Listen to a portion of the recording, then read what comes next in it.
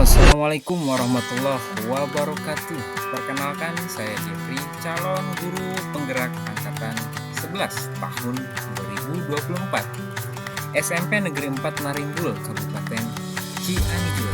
Pada kesempatan kali ini, saya akan memaparkan kesimpulan dan refleksi pemikiran Ki Hajar Dewantara pada modul 1.1, yaitu koneksi antar materi.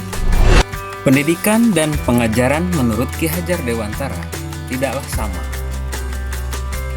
Pengajaran adalah bagian dari pendidikan. Pengajaran adalah proses pendidikan dalam memberi ilmu untuk kecakapan hidup anak secara lahir dan batin.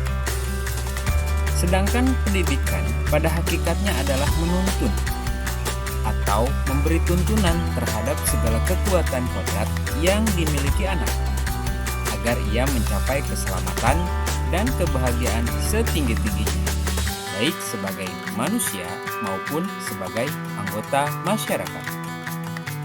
Pendidikan menciptakan ruang bagi murid untuk bertumbuh secara utuh agar mampu memuliakan dirinya dan orang lain serta menjadi mandiri. Sebelum saya mempelajari modul 1.1 tentang pemikiran Ki Hajar Dewantara, pembelajaran yang saya lakukan adalah hanya mengajar tentang materi pelajaran yang ada di buku terhadap peserta didik. Selanjutnya, hanya berfokus terhadap tuntas materi, menganggap bahwa ketuntasan materi pada setiap bab di buku itu lebih penting daripada memahami karakter peserta didik. Yang selanjutnya, menilai kognitif saja, menganggap ketika peserta didik mencapai atau lulus KKM, maka pembelajaran dinyatakan berhasil. Dan yang selanjutnya, pembelajaran berpusat pada guru, menganggap bahwa peserta didik hanyalah objek pembelajaran saja. Sehingga yang terjadi, peserta didik hanya menghafal. Peserta didik hanya diminta fokus menghafal tanpa mempedulikan bagaimana caranya supaya mereka benar-benar memahami suatu pembelajaran. Dan yang kedua, sering merasa gagal atau tidak berhasil. Sering merasa capek dan hampir menyerah karena dirasa gagal atau tidak berhasil dalam suatu pembelajaran. Lalu apa yang berubah dari pemikiran atau perilaku saya setelah mempelajari modul ini? Akhirnya saya menyadari setelah mempelajari modul 1.1 tentang pemikiran Ki Hajar Dewantara, saya menyadari bahwa apa yang dipikirkan dan yang telah dilakukan selama ini kurang tepat dan harus diperbaiki.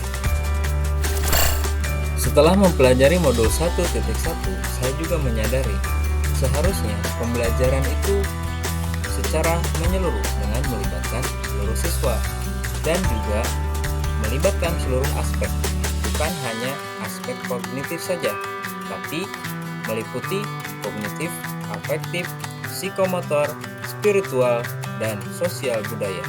Selanjutnya, pembelajaran juga seharusnya berpusat pada murid.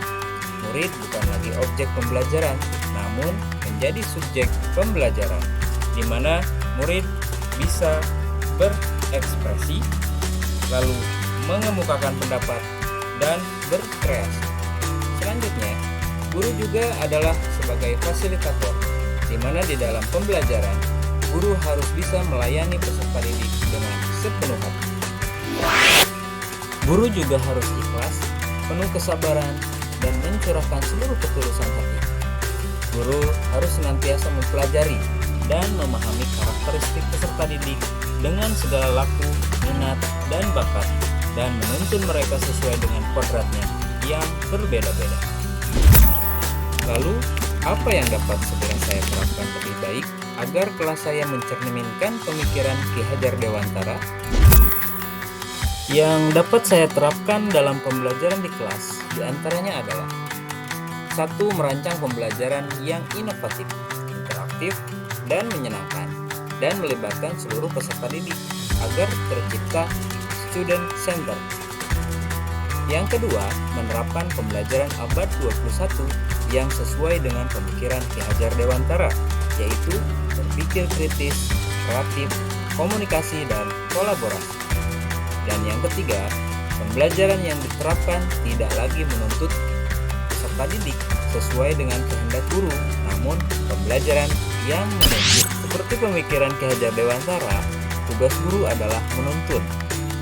Menuntun itu adalah sesuai dengan maksud pendidikan, menuntun segala kekuatan kodrat yang ada pada anak, agar mereka dapat mencapai keselamatan dan kebahagiaan yang setinggi-tingginya, baik sebagai manusia maupun sebagai anggota masyarakat. Selain itu, yang dapat saya terapkan dalam pembelajaran di kelas sesuai dengan pemikiran Ki Hajar Dewantara, yaitu mengenali karakter dan latar belakang peserta didik sesuai dengan kodrat alam dan kodrat zamannya, dengan cara menjalin komunikasi dengan baik dan berbicara dari hati ke hati dengan peserta didik. Sekian pemaparan dari saya tentang kesimpulan dan refleksi pemikiran Ki Hajar Dewantara dalam modul 1.1 koneksi antar materi. Semoga video ini dapat memberikan inspirasi. Sekian dan terima kasih. Sampai jumpa. Salam Guru Penggerak.